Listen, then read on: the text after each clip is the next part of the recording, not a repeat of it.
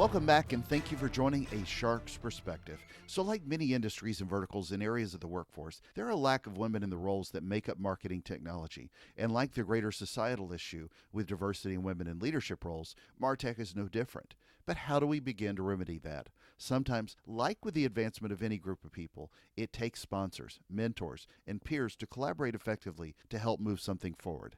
Today, we're speaking with three of the leaders of the Women of MarTech, including the Executive Director Melissa Ledesma, the Director of Content Communications at DMS, and steering committee members Amy Gesenhues, a freelance marketing technology writer and content creator, as well as the former senior editor at MartechToday, and Margaux Logan, the VP Head of Online Marketplaces Commerce at Publicis North America. And on this episode, we'll discuss women in MarTech, the need for more in leadership roles, good girl conditioning, gender stereotyping, embracing math and data, the last season of Mad Men, Hughes in a great Jersey accent, Grease and Goodfellas, a snoring dog, and a lot more. So let's tune in to three women of MarTech leaders and one leading MarTech shark on this episode of A Shark's Perspective. Melissa, Amy, and Margaux, thank you so much for joining us today on A Shark's Perspective. We've got three of you, but briefly tell us a little bit about your background and career to date in a nutshell. Start with you, Melissa. Thank you for having me, Kenneth. It's so great to be able to speak with you. I'm so excited to be on the Shark's Perspective with two women that I truly respect. So my name is Melissa Ledesma, and I am the Director of Content and Communications for Digital Media Solutions, but I'm also the Executive Director of a new trade association called Women of MarTech. And I have been in a variety of areas of the industry, from consumer finance to luxury fashion and beauty, over the last 8 years. Amy, how about you? Kenneth, thanks again for having us on. My name is Amy Gesenhues, and I have just recently started a new endeavor. I am providing writing services for MarTech companies and agencies. Up until June of this year, though, I was a senior editor for MartechToday, and I'm also on the steering committee for the Women of MarTech organization, and it's a mission that's very close, near and dear to my heart. So absolutely. I'm excited to be here and to talk about it. Same. Margaux, how about you? And I'll echo the other two and say thank you very much. This is my first podcast. It's very exciting. Oh, good. Always looking for a Don't place be afraid. to shine. Yeah. Right? So I work for Publicis as part of their, it's been around for almost 2 years now, but small part of their little agency, not a lot of people. Just tiny, very small, part of their commerce practice. So we are a group level service orientation for them regarding commerce. So if it's e-commerce, if it's retail media, omnichannel media, that's what we are all about. It's what's going on in that industry and what's going on for our clients, and how do we make sure that we're giving them the best of what's out there in terms of thought leadership and stuff like that. Absolutely. Let's dive a little bit into the subject du jour, which is the Women of MarTech Group. So I've known Melissa for a while. We work in sort of a competitive space as well, but this was something that was really near and dear to her. She brought it up, and obviously it's an outstanding topic, especially during the time. But help crystallize, if you will, a little bit of why the organization started and really the problem that you're specifically trying to solve for people out there in the space. Kenneth, do you mind if I dive in? Dive away. Awesome. So there was actually a conversation that happened in January between Kathy Bryan, who is now the president of Women of MarTech, who happens to be the CMO of Digital Media Solutions. And she and I were having a conversation where we were aware that there was a small group that had kind of created itself as a segment of the LeadsCon conference called Women of LeadsCon. And they would have a singular event during the conference time. And we knew from the conferences that we had been participating with, as well as, as DMS grew its footprint, that there was absolutely a lack of women represented in leadership at companies similar to ours. And there was also a lack of the number of women speakers that we were seeing at these conferences.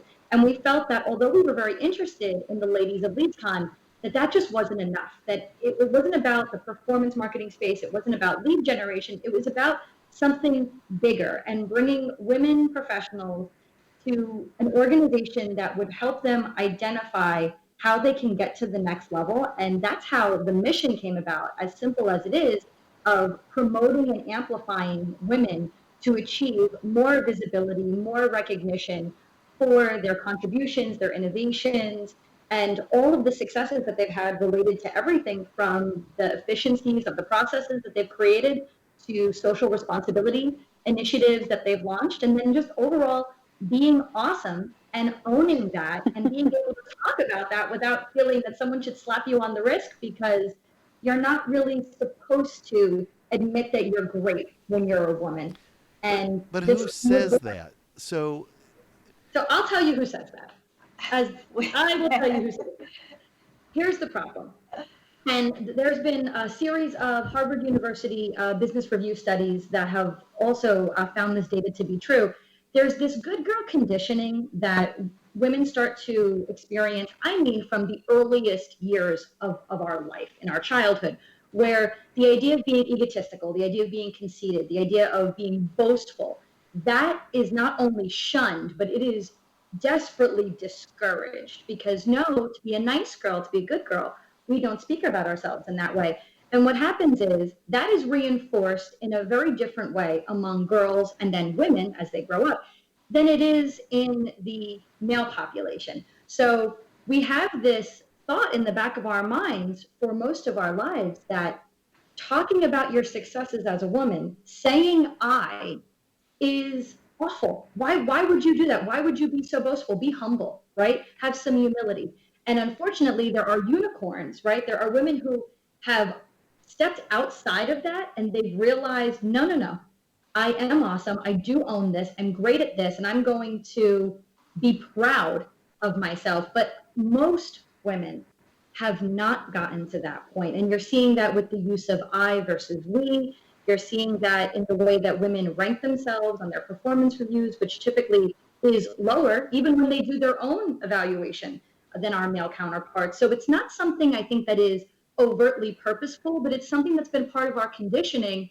And now it's created a scenario that we need to overcome. would you at least say a little bit, though, that, because you've never seen this from me, not that we've, had cookouts on the weekend and grilled together, but I mean, you've never seen that kind of conversation from me. I've never been the guy that would slap anybody on the wrist and not help promote. No. That's why I wanted to invite you guys on. But would you say to some degree, because I think this is an important part of the conversation, that a lot of that also comes from women to women, that what you put in the back of your mind, you're not here, I think, to say that males at any conference or in any space in the MarTech space are necessarily the only ones at fault. I mean, it's... No, you're absolutely right. It is not, women of MarTech is not anti-men. It is a problem that exists because of gender stereotyping and gender conditioning that has happened over time. And yes, there is an issue of competition versus collaboration, but it is not anti-men. It is just a problem among women that we have an opportunity to solve for. Can I cut in real quick? Absolutely. Also? I think it's problematic to pose this as women judging other women when it's not just a seed in the back of our minds that we're confronted with these stereotypes. Study after study shows women that have aggressive personalities, they're called bossy. Yeah. They're not, the word ambitious is often used as with a different B in the middle. Right, as a problematic term versus something we want all of our daughters to be, which, I, as a mother of a 16-year-old daughter, want her to be as ambitious as possible. The problem is, though, is that the majority of leadership positions in MarTech are held by men. And if we are being judged by our leaders, these are men. So, looking at how women respond to other women is definitely worthy of conversation, but we need to address this from a leadership point of view. And if the leaders in our industry are unaware of the unconscious bias that happens, then nothing's going to change. Yeah, great point, Amy. Well, Margaux, and again, Margaux's on her very first podcast, and it happens to be with a male, so this is a great way to start. So, you each come from separate backgrounds. I mean, Melissa's in the performance marketing space. Margaux, you're in creative. Amy, you came from a publishing background. But Margaux, I think, really you've worked for the largest company, and I don't really want to get too much into the Publicis weeds, but you know how most large-scale creative agencies like the Big Five are. But how do you see this problem different at large agencies, especially creative agencies? Because I've worked with a lot. I worked with Publicis, with Dentsu Aegis. I worked with IPG. I mean, there's a fairly diverse population. And you'd be hard pressed to find, especially your day-to-day teams, where it's not often dominated by women in a lot of circles. Maybe not at the top, but in your day-to-day teams, you see so many women at creative agencies. And I tend to, I don't know that I necessarily overly think about this, but I wonder in 5 to 10 to 15 years, will they naturally move to the top, or will there be, is some of this a progression that we're going to see, a positive progression that time will solve? Or is this just going to be a continued systemic problem, regardless of how diverse the population is at, that lower to middle level? I mean, this is my first agency world. So prior to this, I've always been client side. I was at Unilever for a really long time before that, where again, it was women all over except for at the top. And there would be a couple women at the top, but the tippy tops, the presidents of the countries or the president of Unilever, CEOs, those were always men. So you still saw a ceiling anyway. But just despite all the effort, right? Sure, it still is there, and it's and it could be just also because of choices that people made, and lots of women want to have families, and sometimes you can do both, sometimes you can't, etc. I went to Amazon, which again is super duper, very full of all kinds of different people, but again, the people at the top are men. So it is interesting now to be in an agency where a lot of EVPs are women. But again, the guys who are running the show and the CFO, the CEO, the presidents of every agency, most of them are men. So it's an interesting mix, because I do feel like there's a lot more freedom, I think, in terms of how people can make those decisions and how businesses can operate in an agency world. I don't see it as beholden as I did in an Amazon or a Unilever, where it really had to go up to like one funnel to make something happen. I don't think we can ignore the fact that there's a lot of conversations happening right now of like what COVID is doing to people and women who are working, and just in general, and mothers with having children in the house, and who it is falling to do a lot of the day-to-day, and how much you just kind of naturally take on. So I think that's where my interest in an organization like Women in MarTech is that it's like, oh, some of this is just my own inherent bias for my own self, and things that I need to do on my own day-to-day to overcome, and not just want to martyr myself all the time and take on everything. And I think that works from a personal standpoint as well as a professional. So, I think it's every industry, and that's what's interesting to me. And I think the other piece I was saying to Melissa yesterday that's interesting to me is that prior to Amazon, I wouldn't have necessarily thought of myself as a tech person. And now I'm like, well, no, of course, like I have an interest in it. There is a lot of deployment of technology in my day-to-day world of what I do in commerce. And even when I was at Unilever, it's still a tech-focused thing, because you still have to be on top of what's going on in this industry and know what's happening. If you are a world-class marketer, you have to know the latest and greatest ways to get to your target and the latest and greatest ways to get the message out.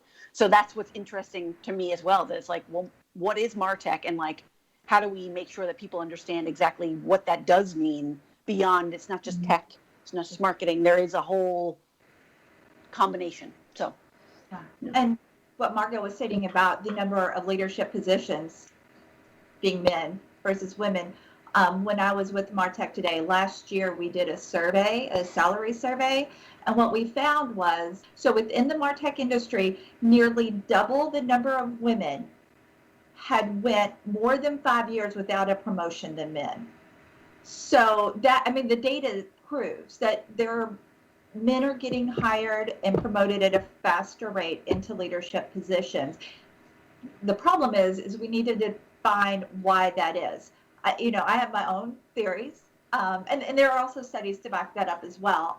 But women are less likely to go for a job if they see one criteria point they may not feel they have enough experience in, whereas that's not necessarily true when males apply for these leadership roles. I do think that one of the changes that may continue to affect this is not necessarily the emergence, because it's been around a while, but you're seeing a lot more of it. And I think you'll see, I've discussed this on many shows, a little more of the CGO role.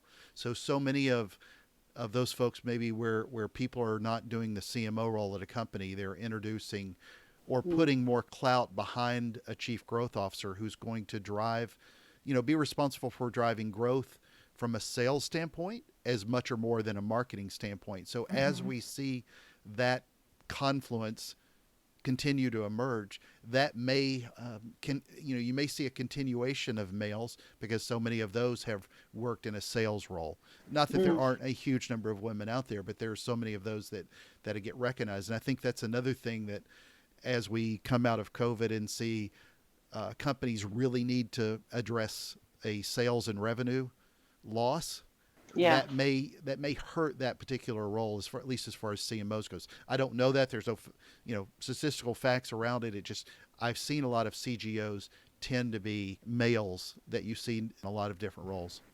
Yeah, it'll be interesting to see how current economic conditions will impact the CMO role.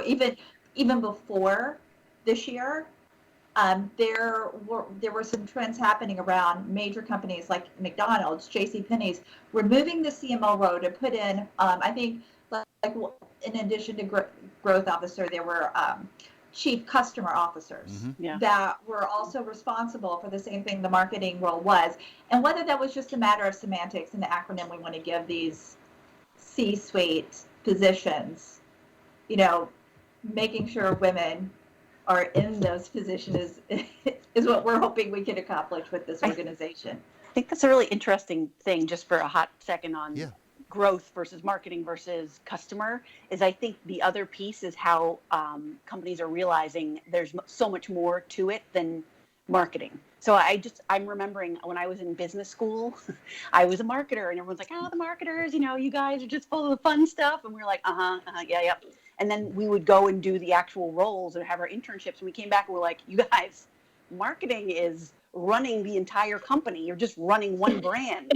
It's all of it. You don't understand. So I think that trend of changing what that title means is exemplifying how people are going, oh, wait, you were actually running the whole show. Yeah, it's just, we need to give you one more chunk or a different way of cutting the whole business down. So anyway, it's interesting that you've seen that too. Well, Melissa, let me ask you, why are you tackling this from a MarTech perspective as opposed to a marketing? I mean, there's so many different groups. There's so many different groups, whether it's on the agency side, the brand side, the role of companies.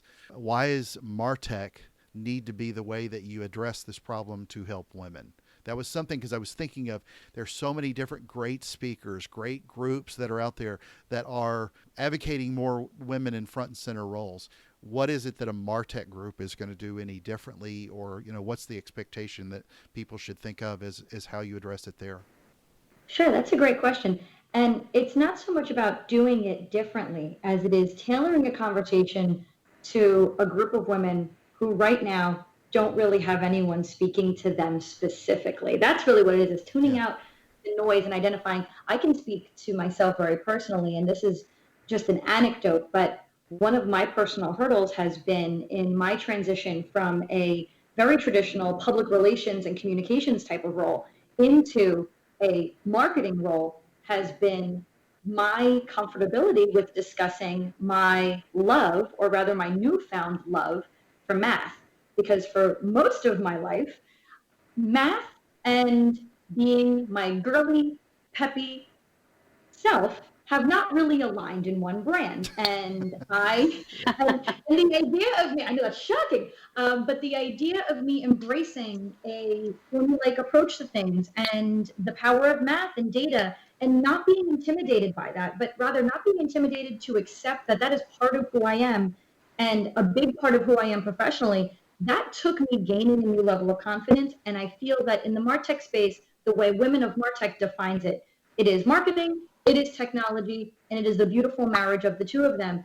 And what we see in that space is that there are women who have the opportunity to be in these roles and in these industries, and they're like me, where they don't know if they like math, and they don't know if they're good at it or good enough at it, and they're going to stray away and go to more of a traditional creative role because it feels safer, right? And that's where we belong. And then going beyond that, it's giving women a voice to get the recognition that they will need to exceed that managerial role. Because what we see in the MarTech space specifically is that there's not a lack of mentors, there's a lack of sponsors. And when you have a lack of representation at the top, you don't have that woman at the highest level saying, I know Margaux and she can do this, and I think she's ready for this promotion. You need that advocate. And the more transitions that we can make, I mean, Kenneth, you and I have seen this on the conference side.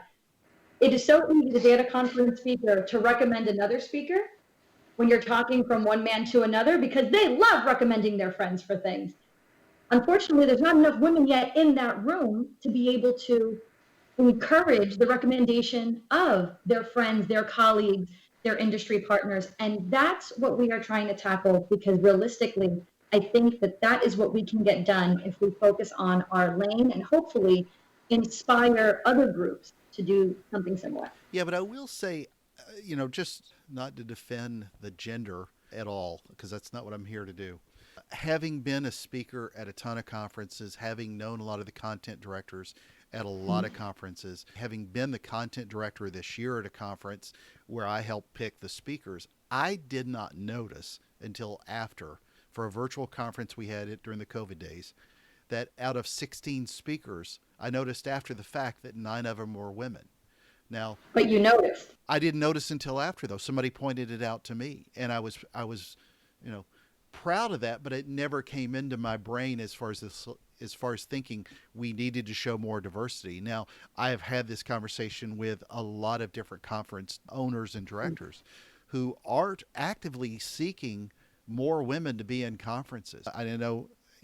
Amy, even, our friends at MarTech conference last year, and they had Charlene Lee, one of the brilliant speakers, speak to keynote MarTech East. I mean, you see no lack of requests by smart people like Scott and Third Door Media Team to pull really good female speakers. I've seen this at LeadsCon. I've had conversations with them with so many different conferences.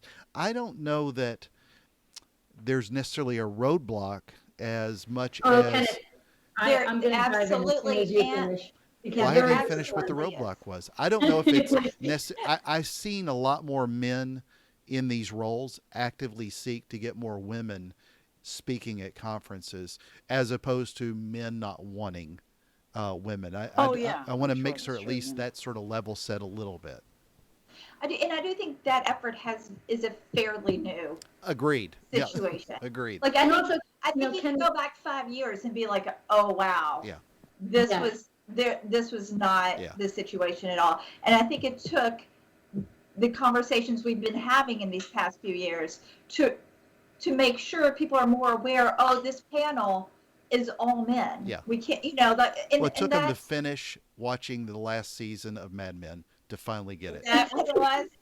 and Kenneth, I'm going to say it because I know that you also don't give yourself enough credit, but you are really part of the few and not the many. And the people that you surround yourself with who are progressive, are like-minded, and that's why you don't see those barriers. But unfortunately, there are so many women in this industry who, yes, you're right, let's say they are being tapped on the shoulder for a speaking role. They may be part of a company that does not want them to be positioned as a speaker.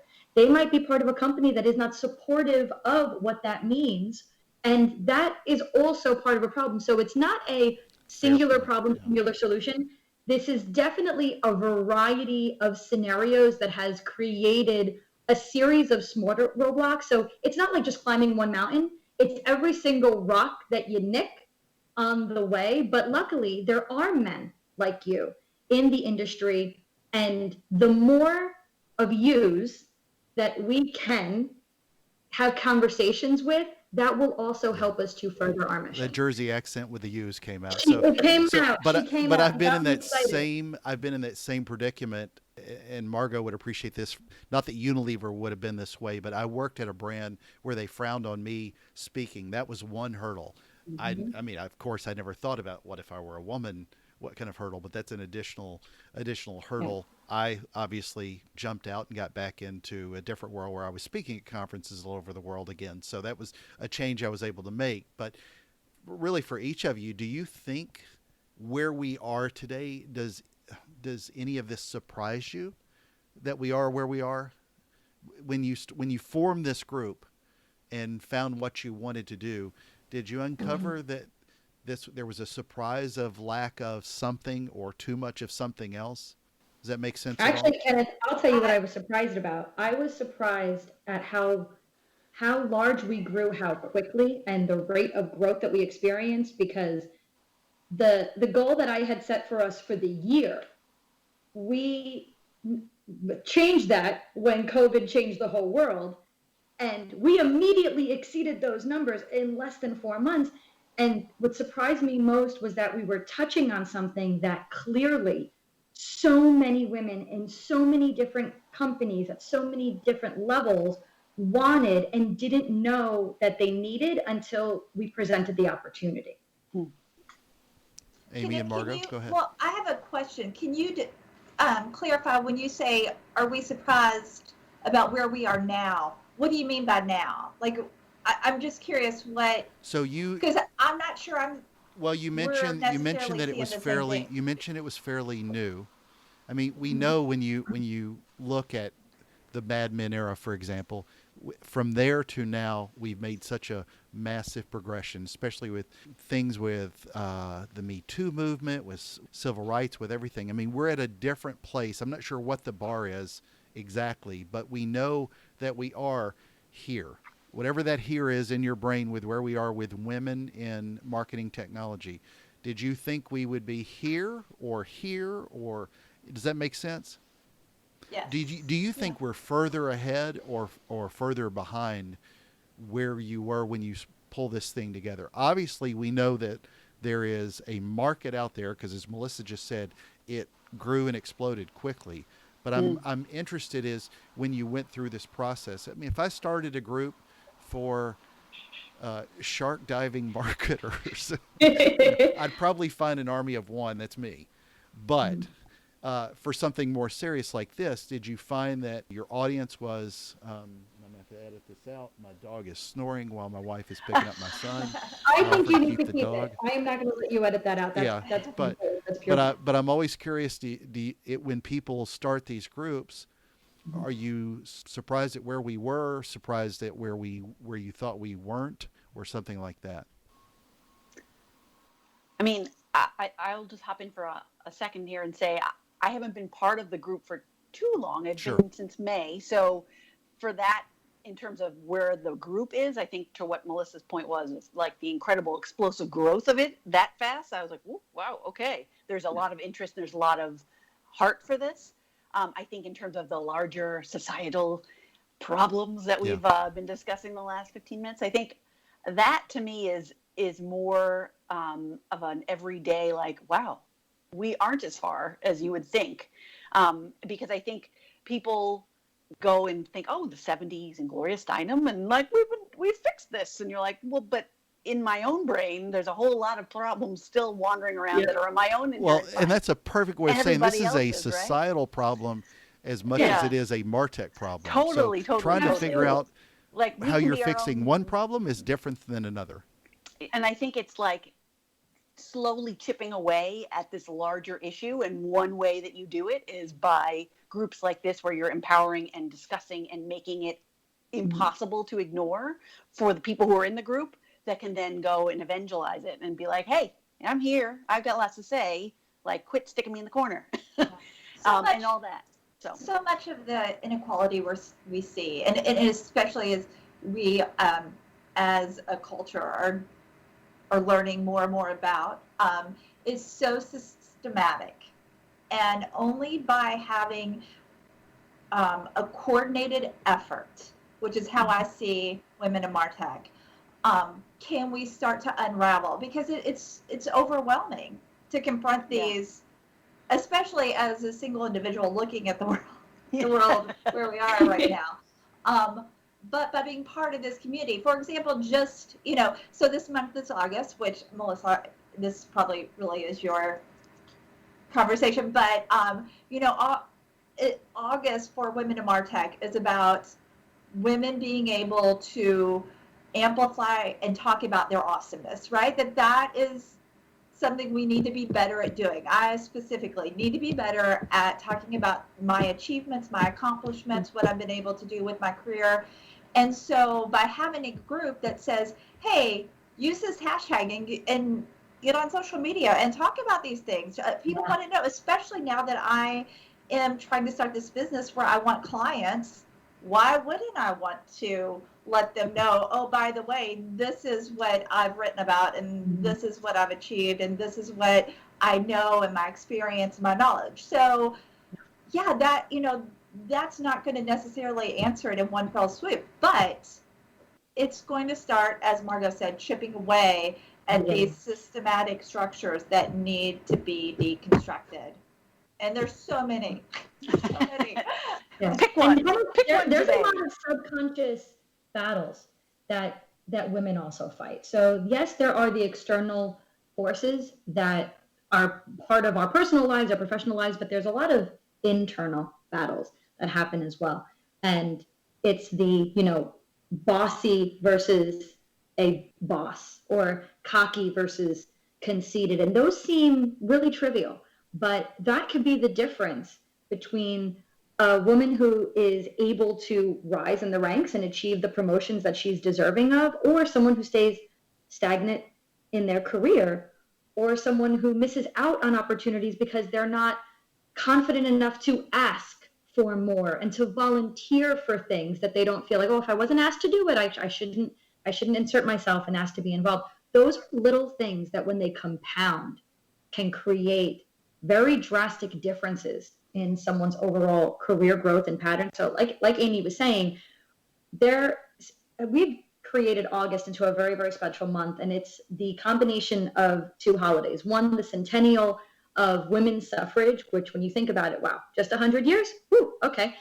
And then International Women's Day, which is coming up at the end of the month. And the combination of those two special days in this month, let's start small, let's chip away at that block. Let's hit the first domino in the series and get women to acknowledge, we know you're all not great at this. And Kenneth, this is the anecdote that I'll give you for this. When we first launched Women of MarTech, the main initiative that we were committed to was success stories, interviewing women in all roles at all levels and giving them an opportunity to have a spotlight feature article written about them as an editorial that would feature their successes. No one submitted their own story.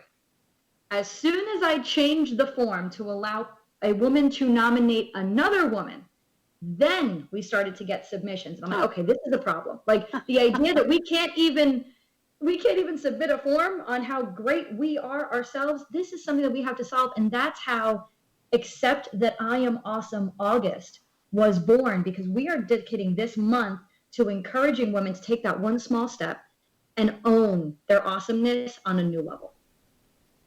Great point. So one of the studies that you guys had put out on your blog was that salaries of female CMOs eclipsed that of males in 2020 from 2019. So obviously that's a positive trend for what it is that we're discussing today with advancing women in marketing technology. But did that surprise you when you read through that? It tends to argue against what we're talking about. I mean, it looks like maybe we've hit some sort of a bar. And so when I think about this, we're starting to see those salaries rise specifically for women. So thank God we'll at least get to some pay equality that, any smart, rational person would understand. But what is the bar that you need to have, not at the CEO level necessarily. I'm talking about at CMO or CIO roles below. If we know that the money is there, what's the bar that you're trying to set for women achieving those C-level roles? Is it strictly more of them? Is it continue to advance more of the conversation about salary and things like that? What is it that we need to do to enable to continue that momentum?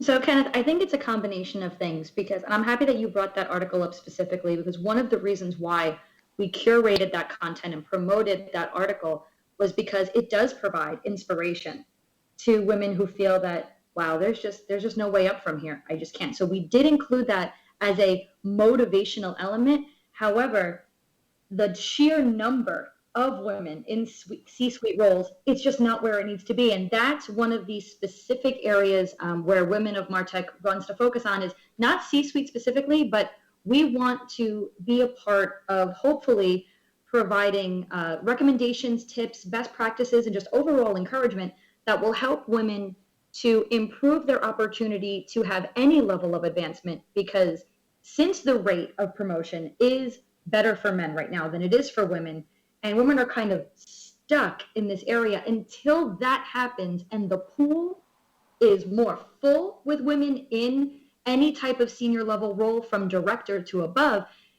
It's going to seem like, yeah, these CMOs their salaries eclipsed all 5 of them, or all 30 of the women who lead Fortune 500 companies, all 38 of them. Fantastic. Well done, ladies. Let's also not forget that it started in 2015. There was a study, I think it was maybe Ernst & Young, and then New York Times picked it up with their glass ceiling index study. And then they redid it in 2018, or revisited in 2018, and that Fortune 500 CEO roles, there were more men named James than there were women CEOs. Yeah. So, we're nowhere near equality, which is what I would like to see is just equality of not just with C-level roles, but across the board in leadership positions, and also in startups. And when you look at venture capital and the leaders and business leaders. But I want to stop you a second. Okay. And this is where I specifically didn't want to go. Okay. We got to stay within a marketing technology space. Okay. And this is the problem that we run into when trying to address this, that as much as we're trying to fix this one problem, it's easy to drift off into the bigger problem. Agree with everything you said. But how do we specifically advance more of this without having to strictly tackle a bigger that is much harder to tackle? So I would say that we need to take that salary gain that we got with the CMO, and let's trickle that money down to the salaries of women within this industry. So not to sound like a broken record, but going back to that salary survey, the biggest gap in men and women in MarTech when it came to salary was the 125,000 mark, where a much larger number of men in MarTech were earning salaries of 125,000 or more than women were. And most likely those are the manager and director and leadership roles. So yay, yes, more women CMOs, more money for women CMOs, so that they can also bring in more women in the leadership positions to earn just as much money as their male counterparts are earning. I think another point that would be important here is to make sure that there's the education as well of what people are worth. So I think a lot of what I like to do, and what I spend a lot of time with friends and mentoring people who, chat with me on LinkedIn, et cetera, or alums, is helping them understand where they should be and how they should be asking for their own salary, and what is a fair amount that you should be looking. So are you looking on Glassdoor? Are you looking to see what the range is? Are you doing your research? And are you looking at yourself fairly within a whole context, as opposed to just list one little, well, I only made 60, whatever. Great. But you could be making 90 because that's what the market holds. So I think having that opportunity for people to educate themselves, as well as I think some of the, and I'm not educated enough to speak about the law that was passed, but in New York, they can't ask what you've made anymore. It's what is the band for this position? Yeah. It isn't what you made before, it's what does the market allow for? And I think that's the type of movement that needs to happen. But I think there's a level of self-responsibility here too, where you have to say, like, well, I know that I'm responsible for knowing what I could be asking for, no matter who I am, knowing my background, knowing my experience, and knowing my education. What am I worth? And making sure that people go, oh, exactly. Oh my God, I'm worth a lot more. Holy moly. That's a So- really great point, Margaux. Really great. And also negotiation skills and tactics. Oh my I God, don't yeah. think women come to the table properly prepared. And that's another mentoring Yep. sponsorship thing that needs to happen. And like, what's the worst? That's, I mean, even myself, the Right, last few times right. I've negotiated, I was like, oh, they said yes too fast. Go, like, Right. and so like, it's a learning experience, even for when you're starting to be around for a long time, that you're like, oh, whoops, so anyway, you're always learning, no matter what. So, Just out kind of of- curiosity, Kenneth, I'm sorry, have you always, as a male, negotiated your salary throughout your career? Have I always negotiated my salary? Yeah. Yeah. But I I mean, have not. I'm not a great example. I was, Sure. And yeah, I'm looking I at mean, I individuals swim with here. sharks. Right, yeah. I mean, fear has never been a problem. Ignorance is continuously a problem for me. But I don't know that I look at it because I was ever part. And again, if I felt more comfortable because I was part of some boys' network, I didn't consciously think of it that way. I've had many female bosses, and I've negotiated with them just the same. So I don't know that I necessarily am the best example for this, but. Look, I don't care who it is. Everybody needs to be a better negotiator. Yeah. It can be articulated better by men to men or women to women. I don't know that I necessarily think that most of it was ever geared towards one group, but I do understand why more needs to be geared to help enable more women to, I don't know what the right phrase is, but to be empowered to do better as a negotiator as well. Yeah, Absolutely. and also just to talk about money, right? That's it. Yeah. That just to get comfortable talking about money, and the reason I brought that up was because I was in a conversation where it occurred to me the men in the conversation, it was just a natural part of the interview process. Yeah. And this was I was in mid-30s, I guess, when I was having this conversation where it hit me, oh, this is just something I should be doing. Sure. Within my career is negotiating my salary and not just taking the first salary that was offered to me. My daughter just started, well, she had her first job. She turned 16 in January. She had her first job. She has since stopped working that job. But when I asked her what she was making per hour, she said, I don't know. And and we were in the car and we were driving. And I pulled the car over. I said, you need to look at me. This is an important conversation. You are not to ever accept a job without knowing how much you're making. Like, that's just part of the process. And I want you to get comfortable talking about money because I didn't want this, what had happened to me, I didn't want her to get to age 30. Right? Like, I wanted to have this conversation with her now and to know, like Margaux said, to know her worth. And that this is just, I don't think this is a regular conversation women have, especially I just turned 47, my generation, that we had with our mothers necessarily. Or if you did have this conversation about money and what you're worth, you were an outlier. This wasn't, something that regularly happened. And I think that there were probably men who did have conversations with their fathers about these things. Generationally. So, Kenneth, to bring it back and talk about, what's actionable, what real impact can we make? Because women of MarTech, all of the leaders. Well, I'm going to ask a bigger societal question next, if you want to. Oh boy, solving big problems all there. the leaders who we have involved on our steering committee and the participants who are members who have now joined some of our other subsidy committees, the idea is how can we, start to make the needle move? And one of those ways is by allowing members to have access to a private directory where they can start to develop relationships with other women in the space so they can have those conversations, develop friendships, develop the opportunity to have a mentor, right? Maybe speak to someone who might be in a hiring position and develop that closeness and that relationship. And as simple as that sounds, that inner circle mentality is incredibly, incredibly helpful. So we know we will not change wage equality overnight. We know we will not overnight change the rate at which women are hired or promoted, because there is still a stigma within the MarTech industry that, when you think of STEM, right, and all of the elements of STEM, well, the myth is women aren't technical and women don't like this and women actually don't enjoy that. Well, okay, well, why don't you ask the person who's applying for the job first what she thinks?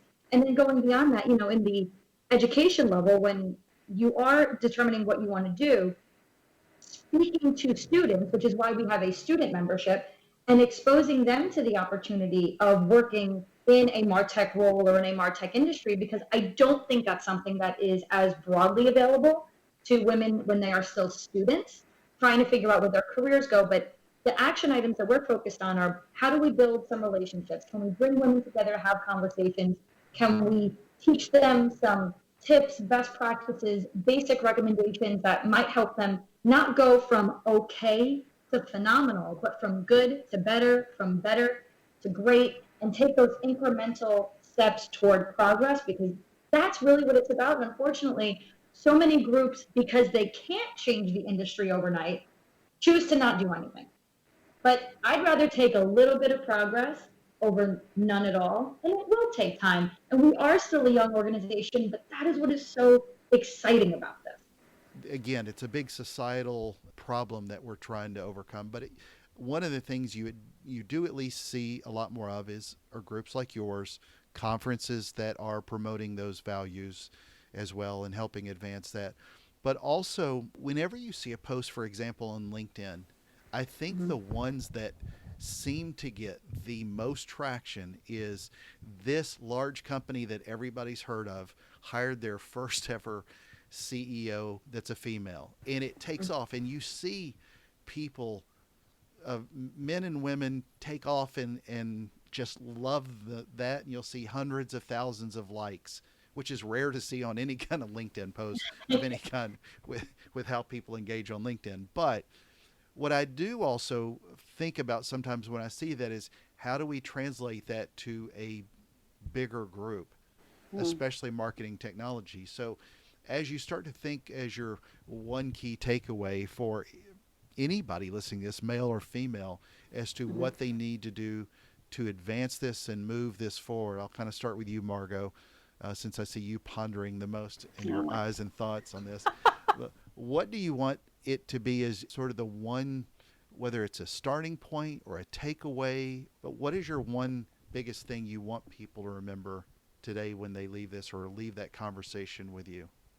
I think where I would start with that is, how do you take a conversation or a like and make it from being a performative action to an action, like an actual action that's got heft and weight and momentum behind it.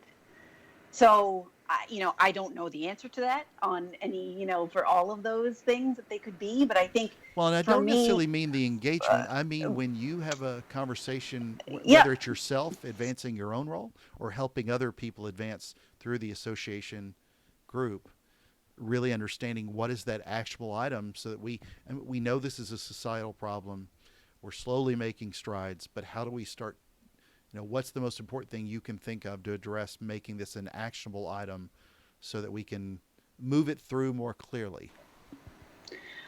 I think when I have any of these conversations with mentors or mentees, whatever I leave those conversations, I do try to take what is a definitive step that needs to happen as the next thing. So whether that's, I want you to go and do some research on whatever part of this company you were interested in that we were discussing, whether it's for me saying, oh, I need to go and learn more about what this position means because I'm interested in it, but I don't know enough to speak intelligently about.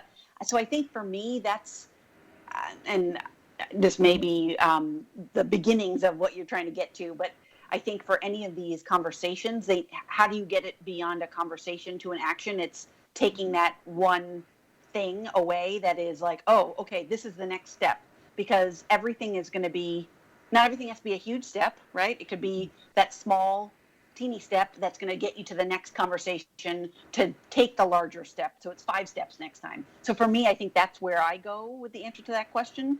But please, anyone else can hop on in there and try and move in too. Amy, how about you? Well, then we continue to have these conversations that we're having right here, right now, for sure. We have them on broader platforms. We have them with more people involved.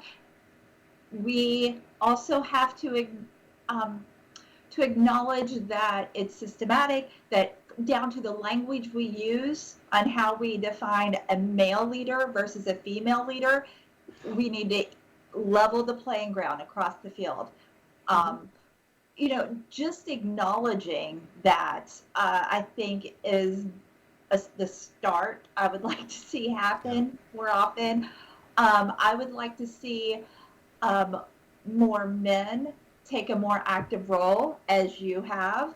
When they're invited to a conference, if they realize that the conference is, top heavy with male speakers versus female speakers, then speak up and say, no, I don't want to do this unless we have, somewhere near an equal number of representation, and not just with females, right? This is a diversity issue as well. So that I think there's a lot of acknowledging that needs to happen. I also think that we have to, again, across the board, stop taking offense when things are brought to light. That, I know as a white female, I am every day learning more and more about the ways I am privileged within my community, within my career. And I want to acknowledge that. I don't take offense to it. I want to share the privilege. I want the opportunities I have to be across the board. And so instead of being offended if somebody points that out, I step back and say, oh, that is huge. And I'm so glad you pointed it out to me. And how can I do something to change things for the better? So that would be my answer. Melissa, how about you? So I want ultimately to inspire everyone involved in the organization, whether they are a male who has identified themselves as someone who is committed to advancing the position of women in the industry and their visibility and recognition, or someone who identifies as female, or a brand new entry-level person who has no idea how to rise through the ranks, or someone who is at the executive VP level and a woman who is in a position not only to hire but promote. I want each of the levels of members that we have to be able to take one action. And here's an example of that. I reached out to a woman who I found because of a post about her on LinkedIn. And I reached out to her and said, this was incredible. I loved reading this about you. I think you'd be a great candidate for us to interview for a success story. I'd love to know more about your journey. And her response was so perfectly evident of exactly what I would want people to do. She said to me, thank you so much. I'm very interested. I'd love to speak with you. However, everyone who is contacting me, I am making it a point that I would also like to nominate a woman of color to be interviewed by their publication or outlet. And I was thrilled that she took that step to introduce me to someone in her network who I wouldn't have had that connection to. And those are the small steps that I need. If you are in a position of power, recommend someone to get recognition that you're receiving, right? If you're on the Sharks podcast, recommend another awesome woman who might be great to speak with Kenneth Kenny, right? It starts with the little moments. It starts with the, hey, I'm going to introduce someone who I know who is a budding content writer. I'm going to introduce them to the senior communications and marketing writer at DMS, because they might be able to give them some career tips on like, hey, this is how you bring yourself to the next level as a content writer, right? Like, those are the little moments that you need. And the more of those moments that people acknowledge need to happen and that become part of their behaviors and a natural part of their professional traits, that is ultimately how we will see change occur. So if every member can learn how to alter one aspect of their approach, their internal dialogue, or even the level of confidence that they have when it is applied in an aspect of their business, those are going to be the ways that we take the position of women in the MarTech industry to the level it could be. Which is funny too, because I had to push you into being on this podcast. You did. You did. She was free to nominate everybody else, and I'm sitting here pushing her to get out here to speak. So I think, can I just add one little tiny chunk? Because now I'm like, oh, I understand the question better.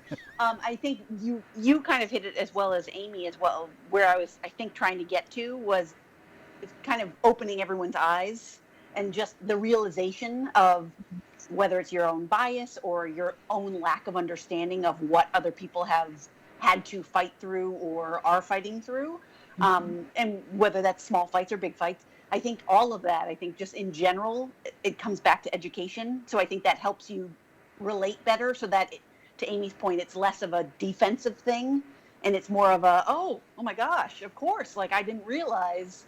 And that kind of, and I think that goes, that's a very large societal conversation to have too, is like, how do we get people to understand where somebody else is coming from, whether that be women in the industry, whether that be anything, and say, okay, now I get it, and how can I help? What can I do to make it better? How can I understand where you're coming from in a better way so that I understand your behavior or how my behavior hits whatever this is. Sure.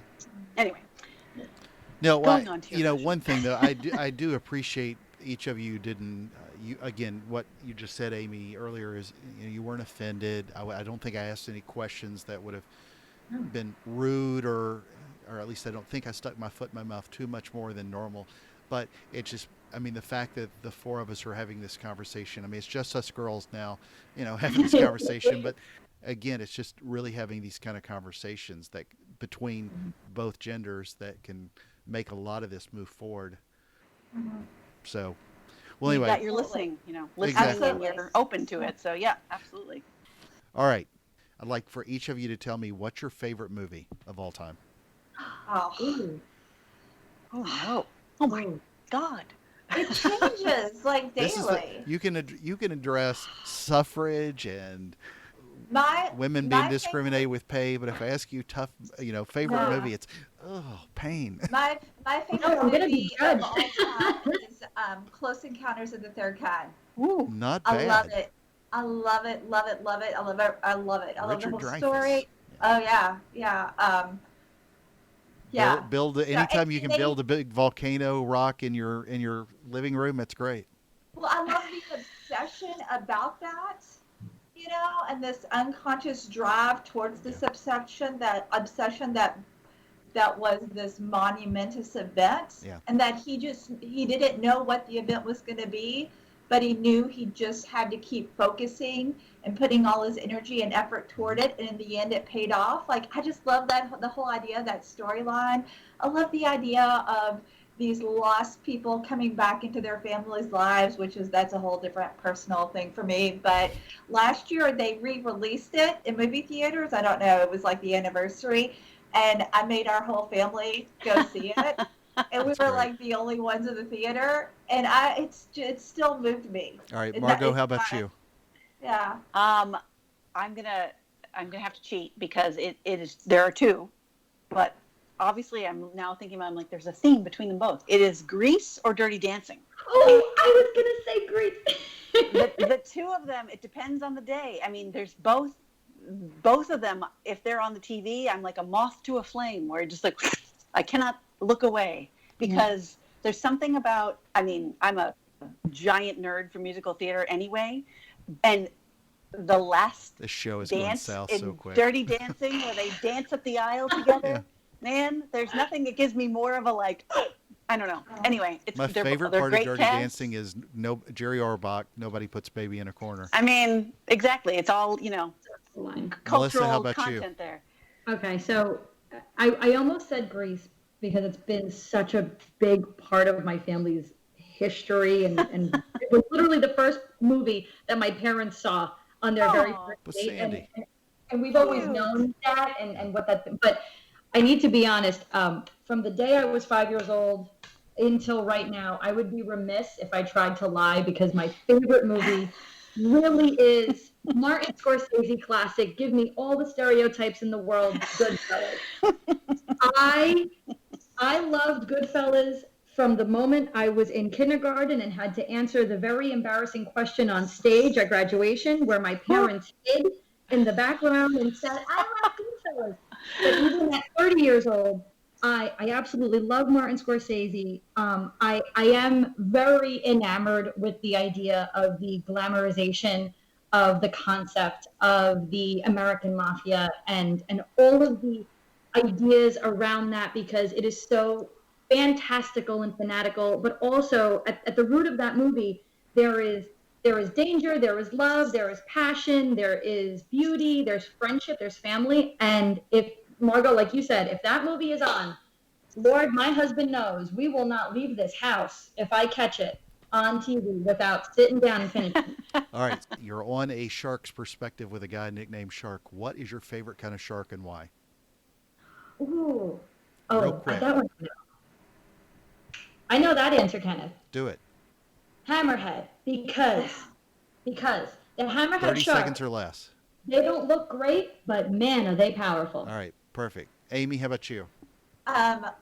So my favorite shark, I'm just going to continue with the Richard Dreyfuss theme, is the whatever the shark was in Jaws. Great white. Because, yeah. Yeah. Margaux, how about you? I mean, I'm going to have to say the nurse shark because it sounds like a shark that's friendly, yet, could be a badass if need be. Perfect. All right, well, ladies, it's a special time of the show. Are you ready for the 5 most interesting and important questions that you're going to be asked today? Oh, boy. Yes. Absolutely. All right, so just to say, so we'll keep this even. It'll be Melissa, Amy, Margaux, because that's the way it looks on my screen at the moment. So Melissa, Amy, Margaux, you'll go in that order. Number 1, MarTech or AdTech? Melissa. MarTech. MarTech. MarTech. All right, number 2. They're both great people, so don't take offense when I say this. Okay. Scott Brinker, the godfather of marketing technology, the MarTech 5000, MarTech conference, or Reshma Sajani, keynote speaker that wrote Brave Not Perfect and started the group Girls Who Code. Oh, This is not a mean question. We're not pitting 2 awesome people against each other. Melissa? I have to say Scott. Amy? I will say Scott as well. Margaux? Reshma. All right. All right, number 3, considering it's MarTech and how we advance what it is that you're doing, a female CMO or a female CEO for how we're advancing MarTech, not the bigger societal problem. Melissa. Female CEO. Amy. CEO, for sure. Yeah. CEO role.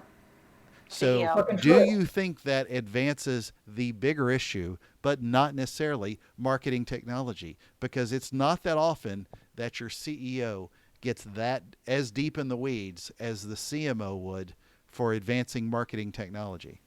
The CEO is hiring the CMO Okay, along Yep. with good point. Exactly. the rest of the leadership. Yep. Yeah, for Number sure. 4, Wonder Woman or Captain Marvel? Oh, okay. I know this one. Melissa. 100% Wonder Woman, every version of her. 100%. Yeah, I agree. Wonder Woman. Yeah, me too. All I right. also really want that tiara, so that's Yeah. Right? a personal problem. All right, number 5, and the most important question that you're going to be asked today. Start with you, Melissa. Biscuits or cornbread? You're asking a girl from Jersey a Southern question?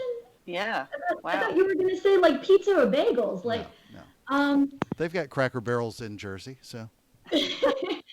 Sir, cornbread. Yeah, so I'm going to go with cornbread since I don't know like what type of biscuit or what type of cornbread.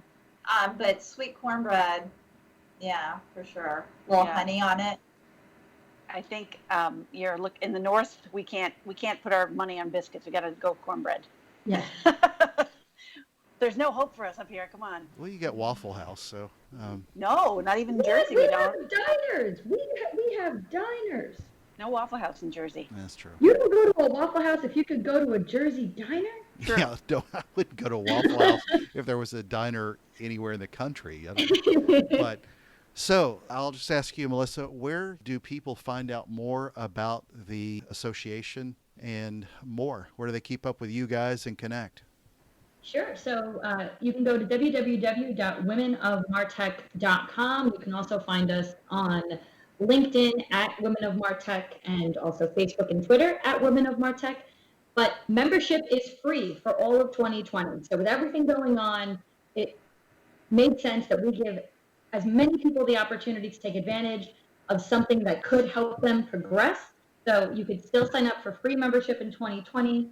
Anyone who submits an application, I am the one who will be vetting it, so they will likely receive an email from me. And as soon as they're involved, you start to receive our member newsletters and get invitations to the various membership meetings and the programs that we will be hosting for the duration of the year. I would just like to say thanks again. This has been a lot of fun. I really enjoyed it. So a lot of great questions for sure. Well, thank you.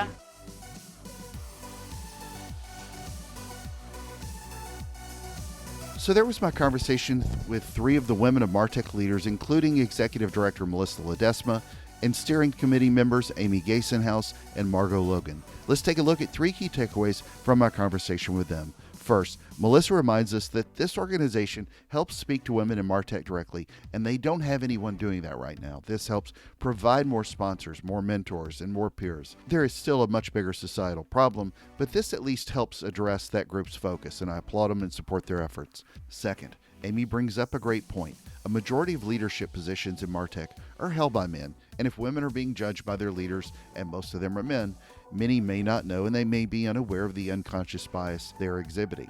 And they were offering me undue praise for not being that way. They said I'm part of the few and not the many. But I'm not giving myself any praise. Just because I don't see the barriers doesn't mean that they're not there. So it takes a discussion to start with this, but it also, for people to take action, especially men, it takes more listening. Something I'm working on always as well.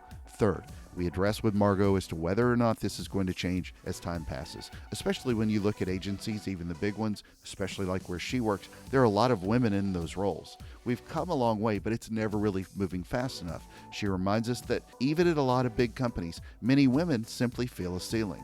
Got a question? Send me an email to kenneth@asharksperspective.com. Thank you again for the privilege of your time. Go inspire, lead the right way, and help more people succeed. We can all do a better job of respecting all people and all women. There's no ceiling for you here. So join us on the next episode of A Shark's Perspective.